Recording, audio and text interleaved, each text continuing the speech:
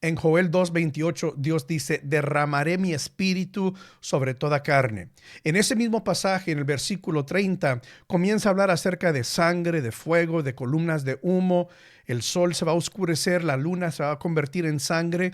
Y uno piensa, bueno, ¿y eso qué tiene que ver con el derramamiento del Espíritu de Dios sobre toda carne? Y eso es lo que quiero tratar de explicar en este video. Bienvenidos a Capacitados, yo soy tu anfitrión Mario Escobedo. Este canal es para ayudarte a profundizar tu conocimiento de la Biblia a través de estudios de la Biblia y también enseñanzas sobre cómo estudiar la Biblia de manera efectiva. Si no lo has hecho aún, por favor, considera suscribirte a este canal. Esta enseñanza es parte de la serie El libro de Joel explicado, en el cual estoy haciendo un estudio de pasaje por pasaje del libro del profeta Joel. Ahora, veamos aquí el pasaje, Joel 2, comenzando en el versículo 28, donde ya comenté y de hecho ya hice otro video sobre estos dos versículos, el 28 y el 29, donde Dios dice, derramaré mi espíritu sobre toda carne. Y comienza a elaborar, los hijos van a profetizar, los ancianos van a soñar sueños, y etcétera. Un pasaje muy bonito. Pero entonces llegamos al versículo 30 y como que cambia el tono del mensaje, aunque es parte del mismo pasaje, porque comienza diciendo, en el cielo y en la tierra mostraré prodigios, sangre, fuego y columnas de humo. Ahora, nos detenemos ahí un momentito. Lo que se está describiendo allí en ese versículo 30 es una escena de una batalla de guerra. Es decir, que estos son los resultados de una batalla de guerra. ¿Sí? Hay sangre, obviamente, hay heridos y muertos, hay fuego, hay columnas de humo, porque esos son los resultados cuando un ejército ataca una ciudad.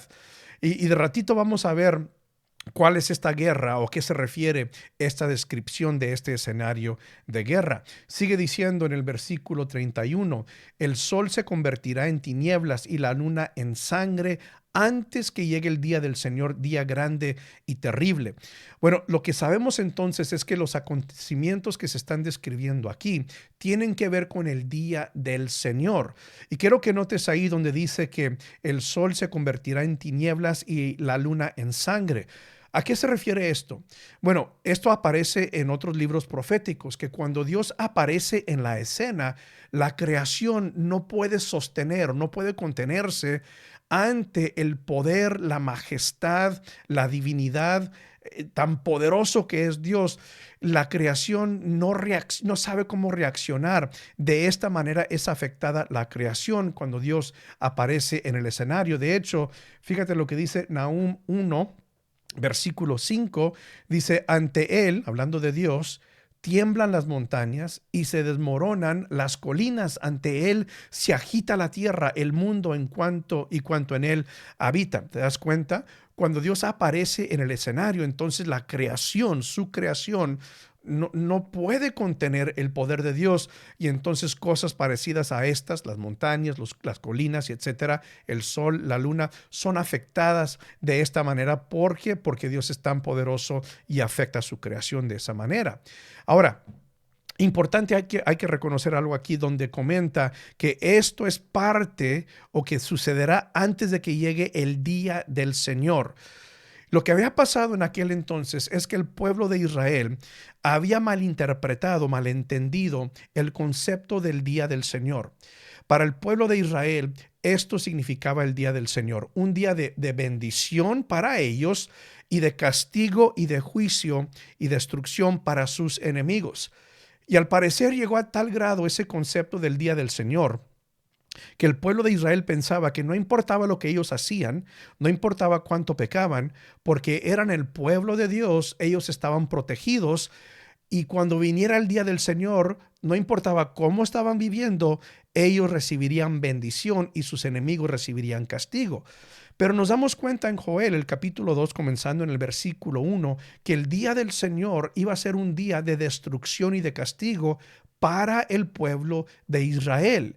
Y de hecho, este concepto equivocado que tenía Israel del día del Señor, lo vemos en el libro del profeta Joel. Fíjate lo que dice Joel, el capítulo 5, comenzando en el versículo 18.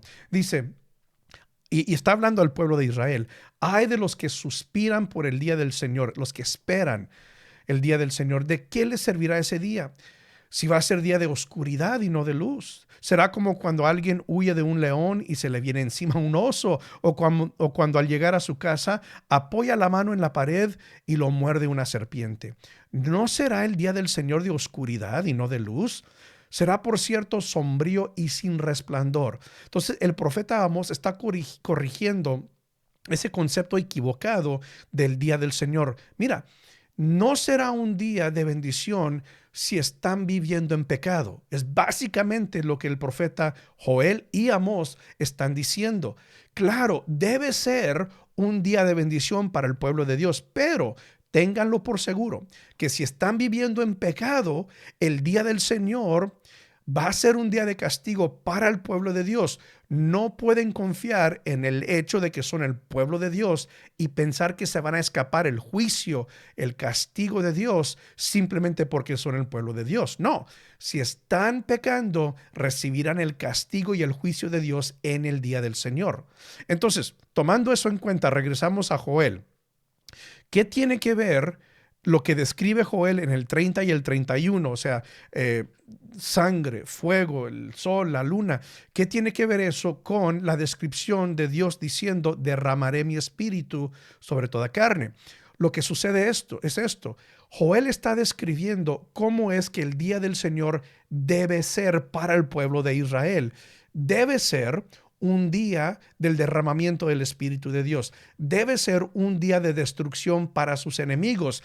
Y entonces cuando Joel habla en el versículo 30 de sangre, fuego y columnas de humo, que dijimos que era un escenario de batalla, de guerra, está hablando de los ejércitos de los enemigos de Dios y de Israel. Y de hecho, en el capítulo 3 hay mucho más explicación sobre eso y lo vamos a ver en enseñanzas venideras.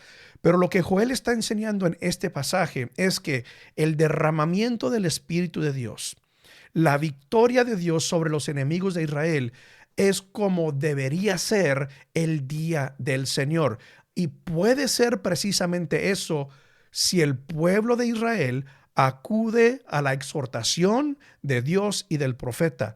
Se tienen que arrepentir. Es decir, que si no hubiese arrepentimiento genuino en el pueblo de Israel, no pudieran esperar la victoria sobre sus enemigos, el derramamiento del Espíritu de Dios y la restauración de su agricultura que las langostas habían destruido.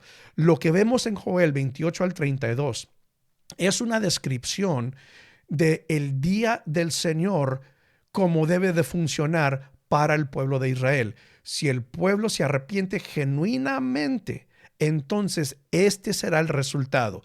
Dios derramará su espíritu, bendición para el pueblo de Israel, y a la vez también castigará a los pueblos enemigos del pueblo de Israel. Y de nuevo, en el capítulo 3 vamos a entrar en más detalle en ese punto de la destrucción de los enemigos de Israel.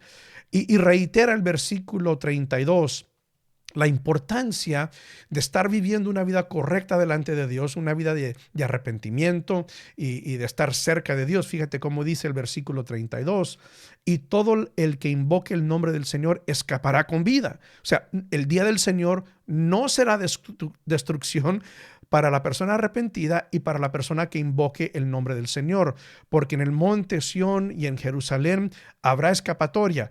Anteriormente, Jerusalén iba a ser destruida por un ejército que Dios mismo iba dirigiendo. Pero si hay arrepentimiento, entonces ese no será el caso, sino todo lo contrario, bendición y escapatoria en Jerusalén. Como lo ha dicho el Señor, y entre los sobrevivientes estarán los llamados del Señor. Entonces, date cuenta lo que Dios está diciendo. Tiene que haber arrepentimiento genuino, tienen que invocar el nombre del Señor, y cuando eso llegara a suceder, entonces veremos una manifestación correcta del día del Señor para el pueblo de Israel. Bendición para ellos y destrucción para sus enemigos. Y ahora, ¿qué tiene que ver esto con nosotros hoy en día? Para mí la aplicación es bastante obvia, que nosotros tenemos que vivir una vida de santidad, una vida dedicada a Dios, apartada a Él, y no confiar en que ya somos cristianos o que Él ya nos perdonó y decir, bueno, vivo bajo la gracia. Eso quiere decir que Dios no me va a hacer nada. Dios no me va a castigar si yo peco deliberadamente. No, si el pueblo de Israel no se escapó del juicio y el castigo de Dios, nosotros tampoco cuando pecamos. Tenemos que vivir una vida recta, correcta, justa y piadosa delante de Dios. Y cuando así lo hacemos, Dios derrama bendición sobre nosotros. Seguiremos con este estudio sobre el libro del profeta Joel. Si no lo has hecho aún, por favor, considera suscribirte para así juntos podemos seguir profundizando nuestro conocimiento de la Biblia. Nos vemos hasta la próxima. Dios te bendiga.